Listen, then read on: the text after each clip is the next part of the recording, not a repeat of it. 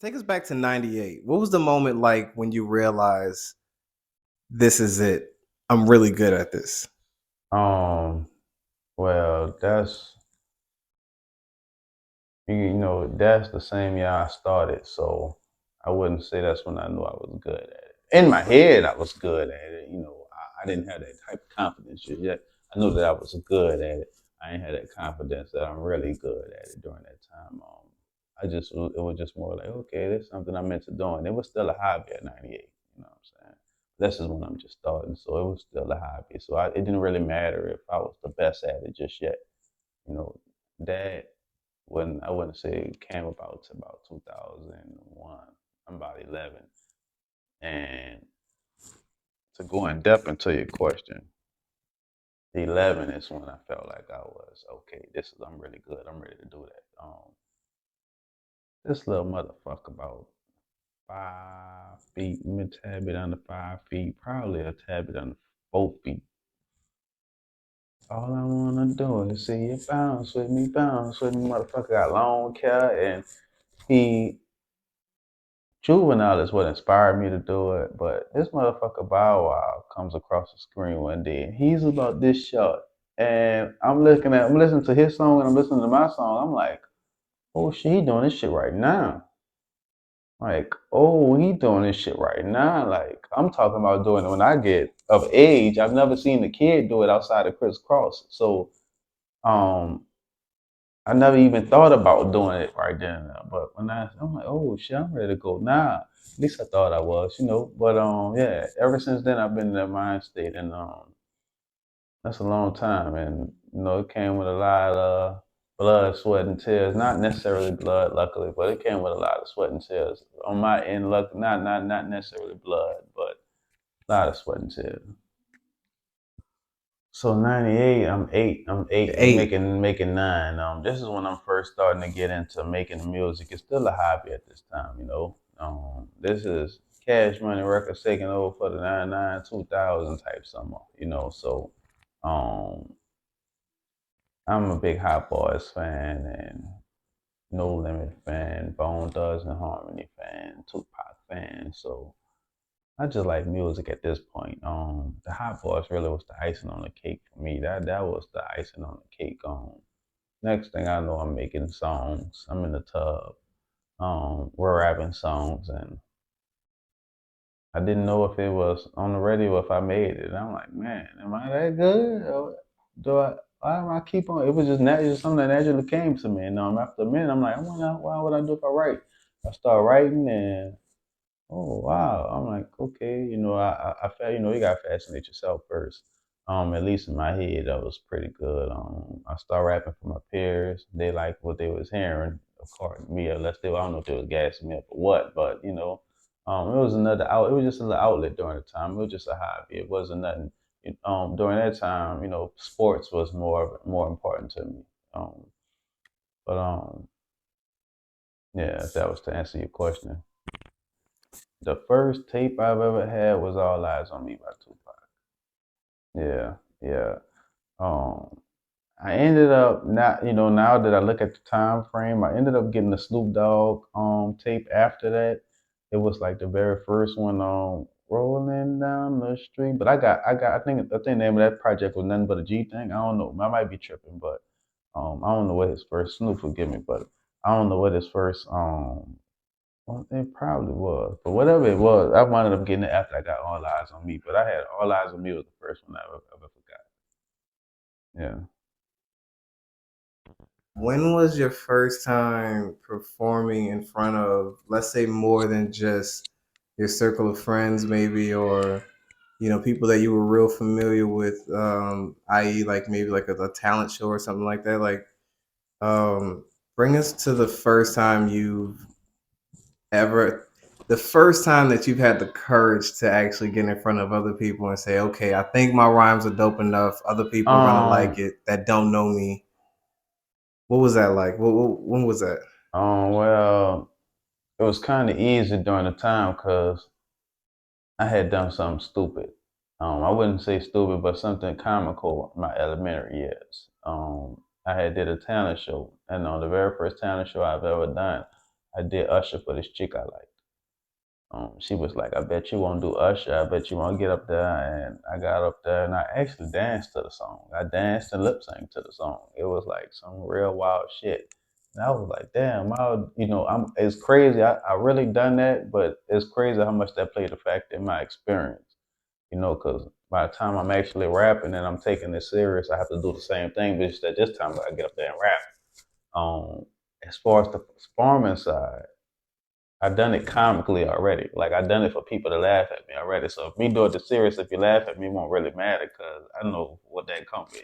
So that benefited me. So and with me having that mind state, it gave me, I guess it just took away the jitter. So with me rapping, it was more about me winning you over with my lyrics. And if you don't like it, it's cool. But I won't worry about it if you laugh at me, if I perform. I better perform. I won you over, you laugh. You know what I'm saying? So, that's all. All right, so there seems to be a gap, a 5 year transitional period for you where it seems like every 5 years you went through a major upgrade as far as who you were as an artist. Yeah, You went from that elementary talent show, and then a few years later, Katrina hits, yeah. and at that point, you were how many performances would you say you've had up to the point of Katrina hitting. Katrina hitting? Um, Prior to Katrina hitting, it was still more of I didn't really understand the business side. I'm just like, seeing Bow Wow and then right behind him, Lil Romeo come out, it fucked my head up. So it really fucked my head up. And then watching the Hot Boys come from my phone, my same city, it fucked my head up as far as how far I can go in a good way and a bad way. Because in a good way, because I still have that mind state, but in a bad way because I didn't understand the music industry. So as a kid, just thinking that, oh, if I just go rap to somebody, I can make it. That fucked my head up. I was like, man, I could make it rap. Wait till somebody hear me. Wait till this person hear me. Wait till that person. Wait till this person hear me. And that's not how it goes. But watching a lot of movies, that's how they tell you that's how it goes too. I watched a lot of movies with Temptation. They just singing. They on the corner singing. And I feel like, oh, I like them. But some people's story is like they ain't work for me like that. But me seeing Bow Wow and Romeo made me want to go full throttle with this shit. I'm talking about head first, no experience, no nothing. But it was beautiful. I didn't really do nothing major before Katrina, but it was more about the respect. I had a chip on my shoulder before Katrina, and I liked that hunger too because I wanted everybody in school to know. And it was during this time I'm getting teased in school about it. Like motherfuckers walking up to me, man, I bet you want to rap a verse. And I really start rapping a verse. They're like, look at that bitch, he was ready. He was ready. Like, yeah, hell yeah, I'm fucking ready. But I remember I used to get asked a lot, why you want to be a rapper? Why you want to be a rapper? Damn, so you want to be a rapper, bro? So you gonna be on TV? It wasn't really what being pursuing rapping wasn't really a thing back then. Everybody wanted to go the sports route. I know my channel. That's something to learn. So I still like sports to this day. I still play it off record. Music is something I'll do forever too. But as far as this being something that I want to pursue, I knew that I instantly knew that I had something to give to this particular genre. To music. Period. I seen something that I can bring, um, different that you gotta let me in. Like this is what I'm bringing, and I knew it at a young age, and I rolled with it. And I just think looking at the time and time paid off. It all got me to where I'm at now. Like it's paying off to where we at now. But during that time, prior pre Katrina,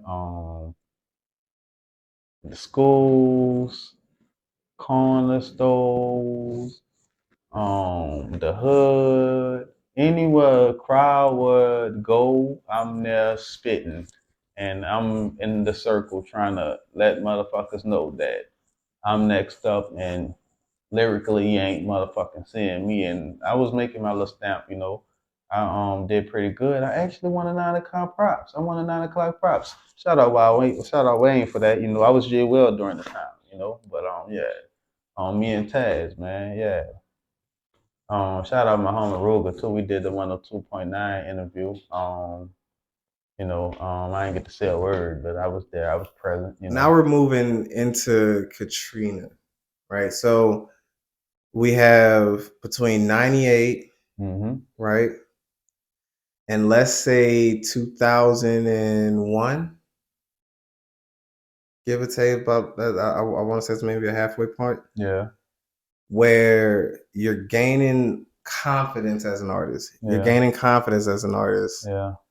Um, and maybe even a little bit momentum on your fan base. One thing I do want to note, during this period of time, I instantly knew that I had something to bring to the game. And it's the very first thing that I grasped was message. Message. And it's crazy that, I had to throw that in there because in today's time, that's the least what it's about.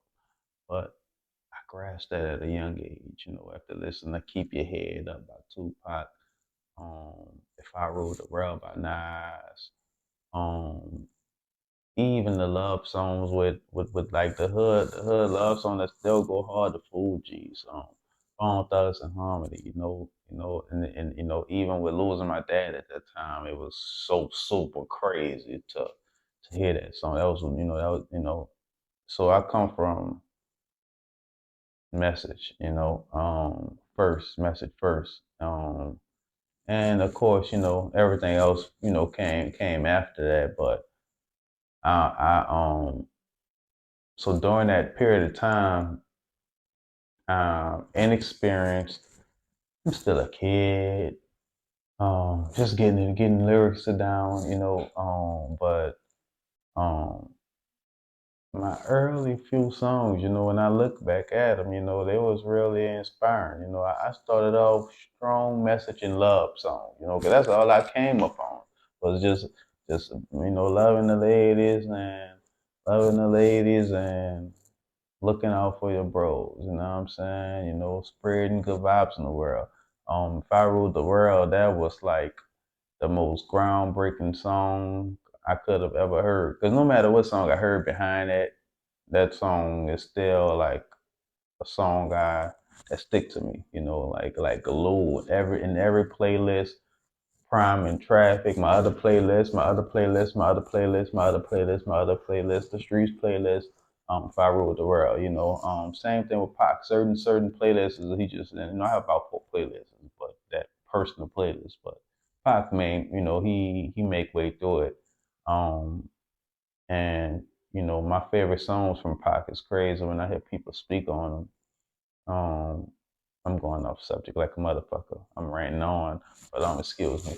But one of my favorite songs, Pac, in this period of time is my least favorite. Fuck my.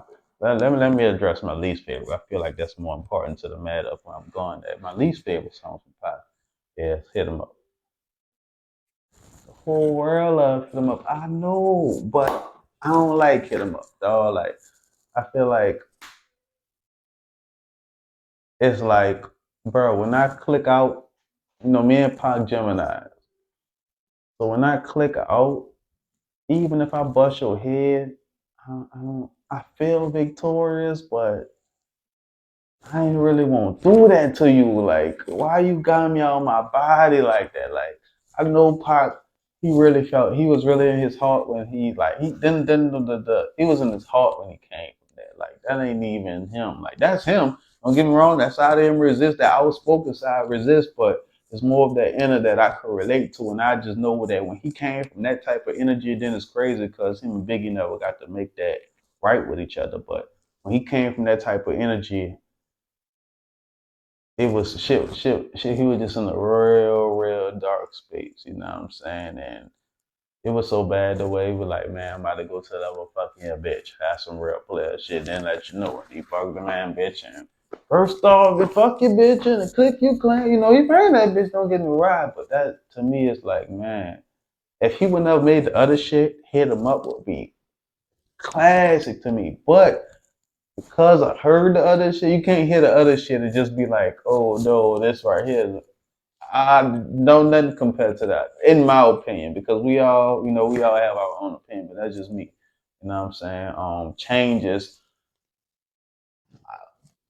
hit him up. He could have threatened Biggie all he want. He just can't come no harder than changes, cause that's just my due to my circumstances and what I come from and what I witness with people around me and my generation. It's like you can't be changes. You just changes is the hardest, the most gangster song, the most boldest song. You know, these dudes talking about I'm smoking on this, I'm smoking on that, I'm smoking on this. That's cool, but to address the system, motherfucker, you address the system. You a gangster for real. I could address the system.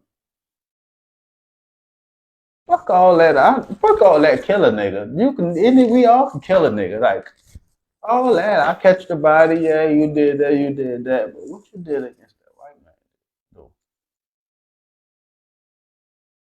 And this ain't nothing to I say what I say, but I got white homies, I got Mexicans homies, I got Migo homies. This ain't even about race.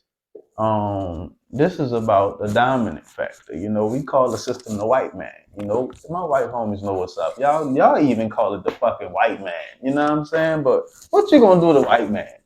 You know what I'm saying? Fuck. Um, what you gonna do to the system? Um, and I was gonna say too as well, when you think about what the system is comprised of, though we're taught historically that it is the pale skinned Europeans that had such a tremendous effect on this country, which they did. yeah, yeah, But it's the other cultures that bought into the ideals of what they brought that really did the damage. They brought over an idea, they brought over a vision of this country. yeah, It was the rest of the immigrants that came in and said, yeah, we like that. We like the sound of that. But the thing is, we constrict the color of what that colonization looked like to white, yeah, because the books told us that. I mean, you can't knock what you've learned. You can't strip away what was implanted in you as a child, and we all went through it because we all went through school. If you went through the schools in the United States of America, unless you went through some very, very special school, you learned it all the same as everybody else about Columbus, about the whole nine, and that all of us only come from slavery, the whole nine. And so I totally understand where, you want to make that distinction where it's not all Europeans, yeah, yeah. it's not all white people. Yeah, no, no, But no. at the You know same what's note, crazy? I got the most boldest prediction. It's gonna be a white person that take down the monster. You know what I'm saying? It's gonna be a white person that take down the monster. you can only kill the beast with its own, you can only fight fire with fire.